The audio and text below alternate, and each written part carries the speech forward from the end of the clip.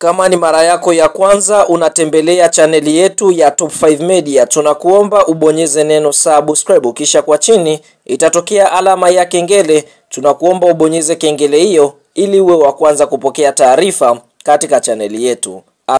Habari kubwa ya kimichezo ambayo tunakwenda kuiangaza mezani siku ya leo ni kuhusiana na kile kikosi cha wachezaji 23 cha timu ya taifa ya Tanzania almaarufu kama Taifa Stars ambacho kimeweza kutangazwa na kocha mkuu ambaye kwa sasa amekwenda kuchukua nafasi ya Ahmed Suleiman Morocco. Hapa tukienda kumwangalia kocha wa zamani wa klabu ya soka ya Yanga, klabu ya soka Mamelodi Sundowns, bila kusahau klabu ya soka Singida Black Stars, Argentina Miguel Gamondi, ambapo kwa mara ya kwanza anakwenda kunoa timu kwa ngazi ya timu za taifa. Kwa ndio hivyo, kwa upande mwingine tunashuhudia kocha huyu ameweza kuweka hadharani kikosi chake ambacho kitakwenda kucheza mchezo wa kirafiki, kikosi cha wachezaji 23 kwa mujibu wa kalenda ya FIFA mwezi Novemba, kwa sababu ikumbukwe tunashuhudia ligi mbalimbali duniani zinakwenda kusimama. Kwa ndio hivyo, kocha Miguel Gamondi ameweza kuweka hadharani kikosi chake ambacho kitakuwa na jumla ya wachezaji 23 pekee ambao watakwenda kushiriki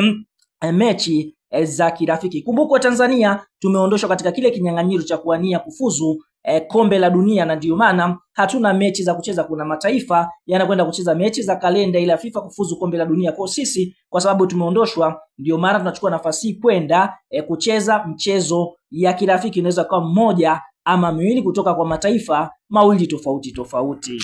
Sasa kwa upande wa kikosi ni kama ifuatavyo. Magolikipa wako watatu, yani golikipa namba 1 wa timu ya taifa kwa sasa Yakubu Suleiman ambaye anacheza Simba Sports Club. Kuna Hussein Masalanga, huyu ni golikipa anayedakia Singida Black Stars, bila kusahau kuna golikipa Zuberi Foba anayecheza katika klabu ya soka ya Azam Football Club. Lakini kwa upande wa defenders hapa kuna Bakari Mwendo Mwamnyeto wa Young Africans, Shomari Kapombe wa Simba Sports Club, Mohamed Hussein Shabalala anayecheza katika klabu ya Young Africans, kuna Alphonse Mabula mchezaji anayecheza Azerbaijan katika klabu ya Shamaki, bila kusahau kuna Mudathiri ya Basuni kiungo kutokea klabu ya soka ya Young Africans, kuna Wilson Nangu kutokea Simba Sports Club, kuna Novatus Dismas Mirosh kutokea Godzepe inayoshiriki ligi kuu nchini Uturuki, lakini kuna Pascal Msindo, huyu ni mchezaji anayecheza katika klabu ya soka ya Azam Football Club, bila kusahau kuna Ibrahim Abdullah Baka,